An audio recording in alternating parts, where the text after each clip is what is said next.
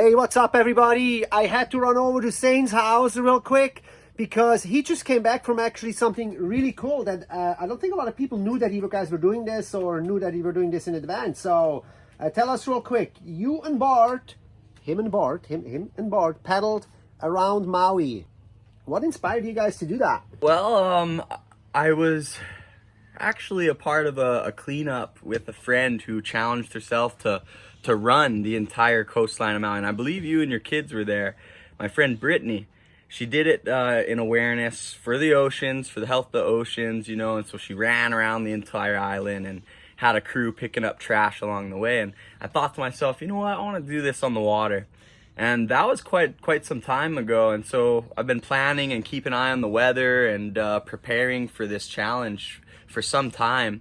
And when I first committed to it, of course, the only person I could think of that would be crazy enough to do this is Bart Zwart. I mean, regardless, no friends my age or other people, other competitors that I could think of in my neighborhood or on Maui would want to do this. And so right away I called up Bart, and Bart's like, oh yeah, let's do it. And he actually already has done the circumnavigation. He's the only one that I know who's ever done the whole island.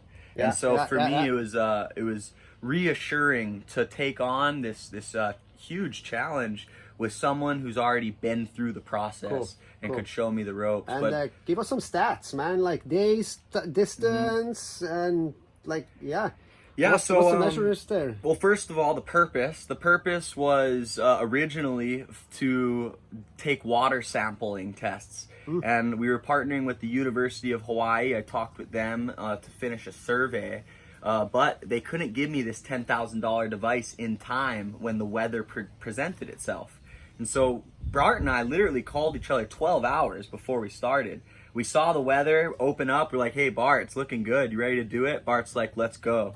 I called the university. They couldn't get me the device. But coincidentally, it's Earth Week. And so we took the time and we put our focus and our energy into taking on the challenge to explore the coastline and to share awareness for the respect that the oceans and Maui, our coastlines, need. And I tell you what, on our journey, which lasted 3.5 days and 2 nights, starting from Launiupoko on day 1, Launiupoko up to Keoneo'io Bay or La Perouse. From there, on day 2, we went to Kaupo, and then day 3 from Kaupo to Maliko Gulch, and finishing it up, our last half day, first day was half day. Our last full day was Maliko to Launiupoko. Now we split that up pretty differently between wind sport and stand-up paddle. Okay. We stand-up paddled way more than anticipated. We ended up stand-up paddling, I'd say, the majority of the run when you actually map out the circumnavigation of the island. But when you actually look at the distance, and Bart's trying to figure out how much ground we actually covered, but he's estimating we covered between 200, maybe even over 250 nautical miles, including the ground that we made tacking, you know, because on wind sports we couldn't necessarily do that straight line along the coast, you know, and so right. So I would say, like, for everybody that's familiar with Maui, I would assume that it was the Alanui channel where you had to do an upwind tack from La Perouse to Kaupo. La Perouse all the way to Kaupo, and then as well our windsurf sections from Kaupo up to Hana, and then we did a wing foil from Maliko to Lahaina, and that was actually mostly reach and then downwind. But it came to a certain point where even the downwind was a challenge, you know, because it got pretty light around Kakalua. So there were some scary moments for sure. I'd say the most challenging though was paddling upwind along Kaupo coastline. I mean, we had a long, I want to say between 12 and 14 hour day. Majority of it upwind, you know, 15 to 25 knots. And there was a certain point where we just had to pull the plug. We weren't making ground. It was too much effort. We had way too much ground ahead of us. So we came into a safe spot, which is hard to find on the Nu'u coastline, or on the Kaupo coast. But Nu'u Bay is where we found refuge. We called his wife. She came, switched out the wing foil gear, and then from there we were able to continue upwind.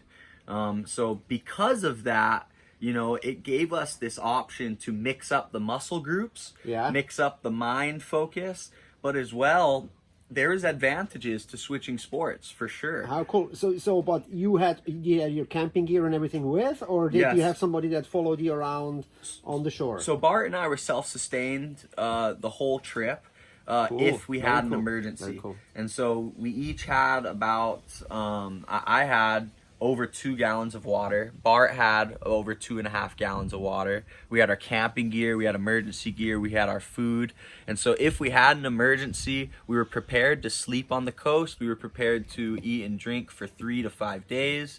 But we did have Dogma following us, prepared to switch gear. And so when we did switch gear, we could refill water if we needed to. We could maybe get a different type of snack if we wanted to change the palette of taste. Right. You know, so it was a really amazing journey and a huge challenge, but more so for me, it was a way to connect with my island. And you know, it's Earth Week this week, and I couldn't have spent a better usage of my time connecting with the place I love most, and that's this island, this coastline. And I've never seen those areas before. You know, a lot of these places you don't have access to from land. A lot of these places you don't even have access to by most boats, because most captains won't want to put themselves in those areas. Yeah, and the coastline is so rugged. Yeah, and so paddleboard, you know, really is. I mean, I learned from this trip, and I fell in love with stand-up paddling all over again. You know, I thought stand-up paddling was going to be the most challenging part of this whole trip. And yes, there was parts that were miserable on the stand-up board. But what was more not sure on the mind was the security of the stand-up paddleboard. You know, when you're on a wing foil board and you could barely float your volume and you're 3 miles offshore and you're in the back of your head, if the wind dies 2 knots, I'm screwed paddling against the current on a tiny board. You know, and then there was the relief that we got getting back onto the stand-up paddleboard, knowing we could control our direction, knowing we could control our line, knowing we don't need to worry about the wind. You know, it's amazing how efficient the human body, but also a stand-up paddleboard is. Yeah, it makes a lot of sense. So, yeah, totally. As far as ocean safety concerns, you're definitely, that's the most reliable here, I want to say. So, did you guys change spontaneously changed the gear? Were you guys initially planning to paddle the entire time, or was that? We had mapped the island and kept an eye on the weather that was ideal to cover maximum ground on wind sport.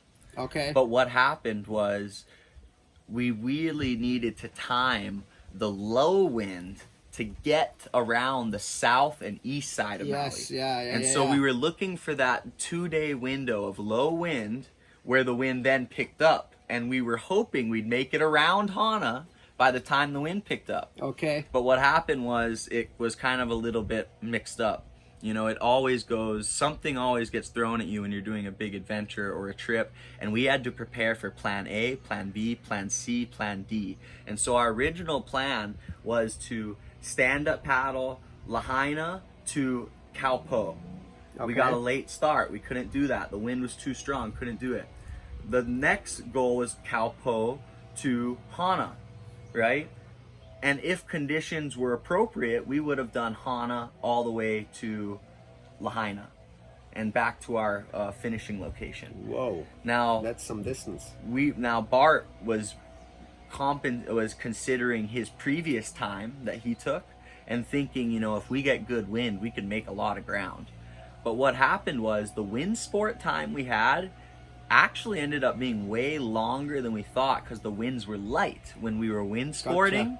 And it was strong for stand-up paddling. So very slow, but direct ground covered on a stand-up board, and a lot of ground and indirect line, very slow speed for our wind sports.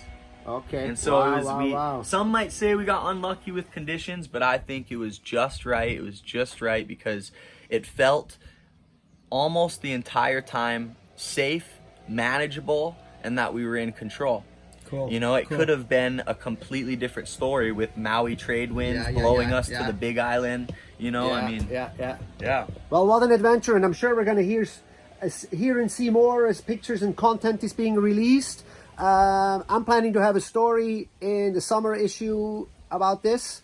On paper, I'm pretty sure that's going to be an epic story. I can't wait. I already know it's an epic story because Zane just told it.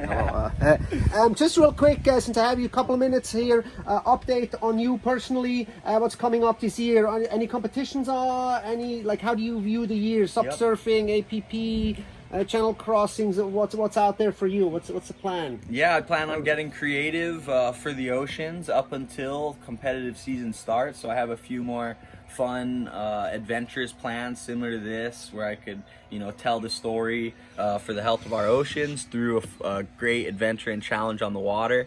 But the APP World Tour schedule was just released. I'm not sure if I'm at liberty to release it to you just yet, but I will be focusing on that world title again for SupSurf, and really look forward to the tour that we have in store for us. And just fingers crossed that everything goes right, that we could continue to get to those locations. But with that said, I'm preparing with plan A, plan B. You know, and traveling, you never know. They just pushed back several races in Europe.